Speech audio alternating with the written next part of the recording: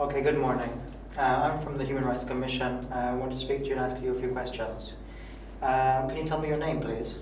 Tisa. Tisa, how do you spell that? T-I-S-A. Okay, and is that your first name or your last name? My first. Okay. And what's your last name? Mulia. Molia. Can you speak? Molia. Mm. Can you speak up, please? Mulia. Okay, and how do you spell that? M-U-L-I-A. Okay. And how old are you? 25. 25. And are you married?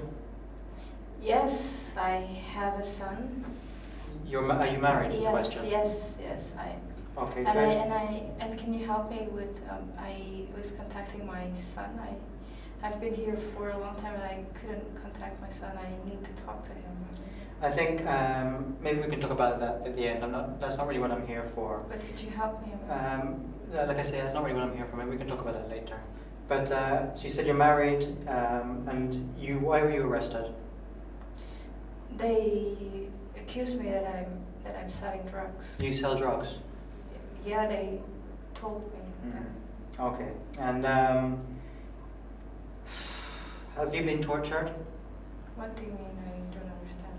You don't know what torturing means? No, I don't understand you. Have they hurt you at any time? They slapped me. Okay, and anything more serious, more important? No. Well, they slap me and that's what they do. It's their job. But you're fine now? Yeah. Okay, that's fine. Is there anything else you want to talk about? No, they... Okay, that's great. Thank you very much. Thank you very much. A bad interview would be any interview that looks like an interrogation for the person deprived of liberty. So this should be kept in mind in terms of sitting arrangements, sitting close to the person but not in front of a table. Types of questions: you should not ask first the name and the reason of the deprivation of liberty, the body language, and the general attitude of this interview. A good interview with a person deprived of a liberty would be an interview where you are able to establish a relation of trust with the person. Good morning, how are you? Fine. My name is Surya Ryan, and I'm from the National Human Rights Commission. Have you heard of the National Human Rights Commission? Oh, it's an organization that looks after people who are in detention, who are in prison or held by the police. And what we do is we try and make sure that people who are held by the police are treated better.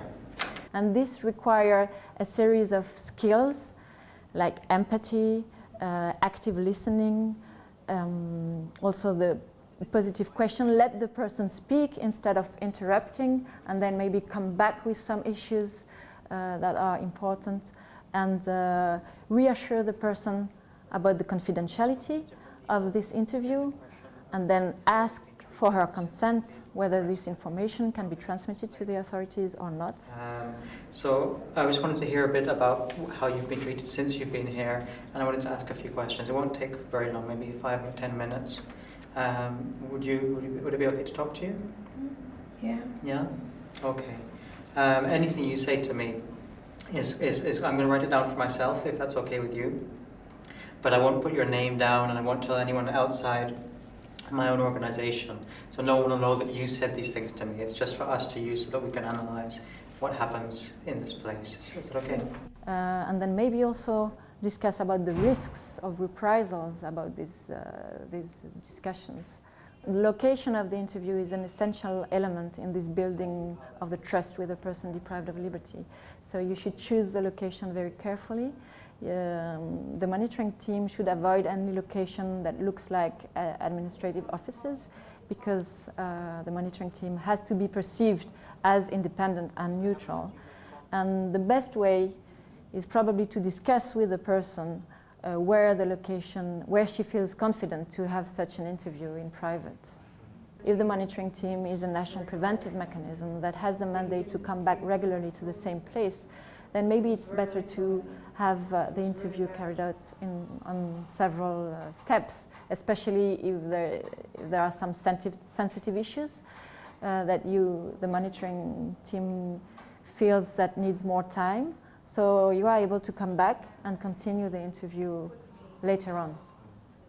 Questions should be framed and asked in an open and non-leading way, which means questions should not be answered by a yes or no answer, and should be non-leading. This means that they should not contain the answer. For example, a typical question that should be avoided is, have you been tortured? But it should rather be asked, how have you been treated during your arrest or arrival at the place? So thank you for taking the time to speak to me. I think I don't have any more questions for the moment. But as I said at the beginning, everything you've told me is just for my use and for my colleagues, so that we can analyze how people are treated in general in this place.